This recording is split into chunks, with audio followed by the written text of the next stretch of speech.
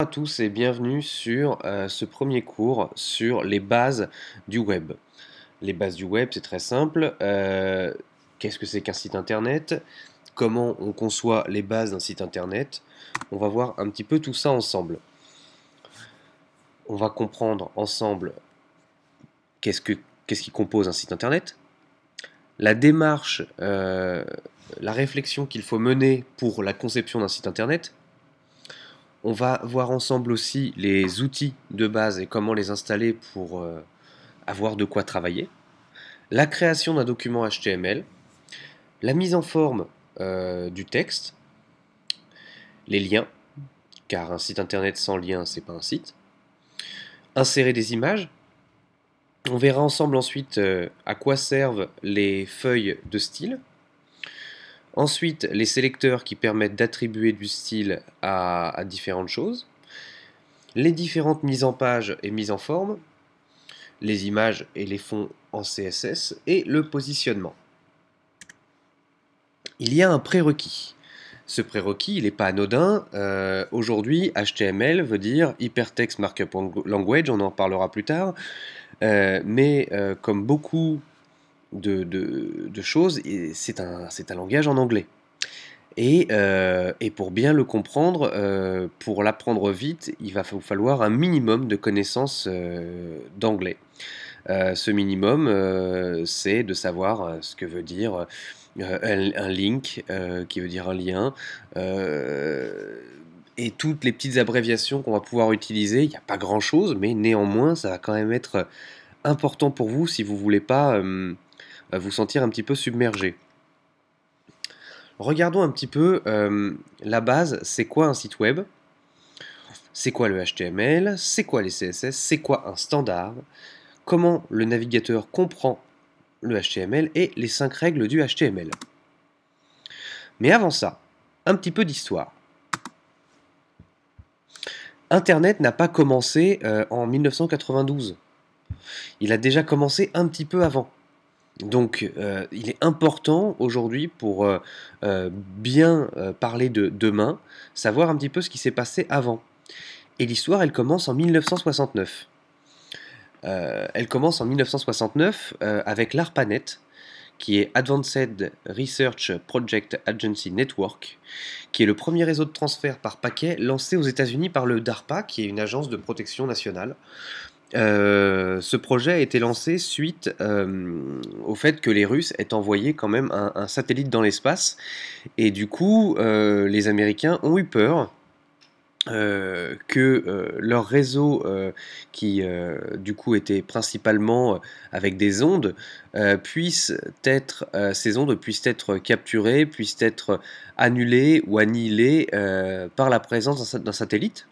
Et donc du coup, ils ont choisi de faire un réseau qui était physique, filaire, et qui était assez complexe, et qui permettait, alors là déjà on a une version de 1977, hein, déjà on est quasiment 10 ans plus tard, mais l'objectif était de pouvoir relier un petit peu toutes les forces vives de la nation américaine, et même anglaise, hein, vous allez le voir, avec un réseau filaire pour ne plus être attaquables, entre guillemets, au travers de leur réseau radio. Et donc si on regarde un petit peu, on a ici des réseaux, des circuits satellites, etc. Parce qu'entre-temps, eux aussi s'y sont mis, hein, logique. Et on a quand même des noms qui sont assez intéressants. Alors là, on voit que malgré tout, on a Hawaï qui est relié par satellite, hein, si vous comprenez. Mais ça parle peut-être à certains fans de l'histoire de Apple, mais vous avez Xerox.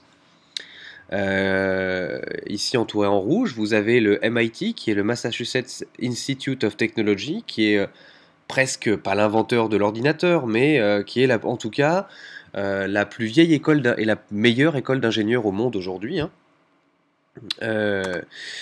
Voilà, qui était déjà reliée en 1977, qui avait déjà 2 terminaux. Si on regarde un petit peu plus loin, vous avez aussi là le Pentagone, dont beaucoup ont entendu parler, qui est un petit peu là où se décident toutes les stratégies militaires des États-Unis. La NSA. À droite, vous avez Londres qui est relié par NorthStar au travers d'un satellite. Et vous avez un peu plus haut, vous avez Harvard aussi, qui était quand même les forces vives de la nation, hein, le système américain où les professeurs sont aussi des chercheurs, donc voilà, Harvard était naturellement relié déjà. Bref, tout ça pour dire que non, le web n'a pas commencé en 1992. Mais en 1974, la première grosse invention qui a permis une grosse extension de ce réseau physique, c'est ce qu'on appelle le TCP/IP. Le TCP/IP, beaucoup d'entre vous en ont déjà entendu parler, déjà un IP sûr, hein, le Transmission Control Protocol et Internet Protocol.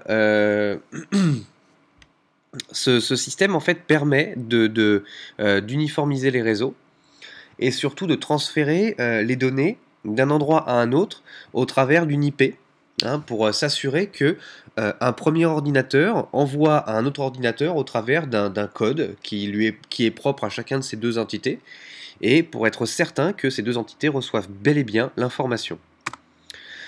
En 1984, date super importante, le CERN, hein, qui est l'Organisation européenne pour la recherche nucléaire, qui adopte la même architecture réseau, hein, un petit peu que celle utilisée par l'ARPANET. Pour leurs échanges internes, utilisent à peu près la même chose. Et en 1991, il y a une équipe entre Tim Berners-Lee et Robert Caillot qui invente un protocole simple de mise en ligne au travers des hyperliens. Ces hyperliens permettaient de faire un petit peu, voilà, là je m'approche ici, vous voyez, d'un coup, là, comme sur un site internet, hein, j'ai une petite flèche et au moment où j'arrive ici, clac, j'ai un hyperlien. C'est-à-dire que si je clique, ça va ouvrir quelque chose qui va m'amener vers quelque chose d'autre, et ainsi de suite. Donc c'est le principe du lien qui a été invité par Tim Berners-Lee et Robert Caillot, et mine de rien, ces travaux, une fois mis en ligne, ce système relativement simple se diffuse dans le monde entier, et en 92, il y a un premier lien qui permet de relier deux grands réseaux, et on appelle ça le Interconnected Network, qui deviendra au fur et à mesure du temps, avec une abréviation, le Internet. Et donc du coup, toutes ces pages là qui avaient été créées peuvent enfin passer d'un usage purement privé à un usage public, et là arrive le fameux World Wide Web, qui du coup en fait voit son avènement.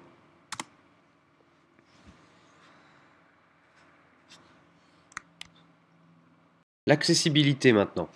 L'accessibilité, c'est hyper important. Ça va avec les standards et la validation. L'accessibilité, c'est le web pour les personnes déficientes sensorielles. Ok. Ces personnes, comme vous le voyez, n'ont pas forcément les mêmes claviers, n'ont pas forcément les mêmes besoins. On peut parler de personnes qui sont malentendantes ou aveugles ou avec un handicap physique. Et pour que ces personnes-là soient à même de naviguer sur le web comme tout le monde, oui, ils ont des outils ou des navigateurs qui leur sont propres et qui leur permettent de retranscrire du contenu, mais pour autant, il faut que vous, en tant que spécialiste du web, fassiez attention à ce que ces contenus soient parfaitement mis en place selon des standards. Ces standards, ils ne viennent pas de nulle part, ils sont édités par le W3C, qui est le World Wide Web Consortium, et le W3C, c'est eux qui éditent les standards du web principalement. Il y en a d'autres, mais on va s'arrêter sur eux. Et à leur tête, à la tête de ce W3C, on retrouve Tim Berners-Lee, qui est ni plus ni moins que l'un des le co-inventeur de l'Internet moderne. Voilà, donc ce W3C permet entre autres des outils de validation qui vous aident à vous assurer que la manière dont vous codez, hein, dont vous hiérarchisez votre site, etc., est bel et bien conforme aux standards et à tout ce qui est attendu pour que des personnes déficientes sensorielles puissent naviguer comme il faut sur l'Internet. D'autant plus que j'attire votre attention sur le fait que ces standards, plus ils sont respectés, meilleur est votre référencement. Donc ça a un double intérêt et un véritable impact sur votre site internet.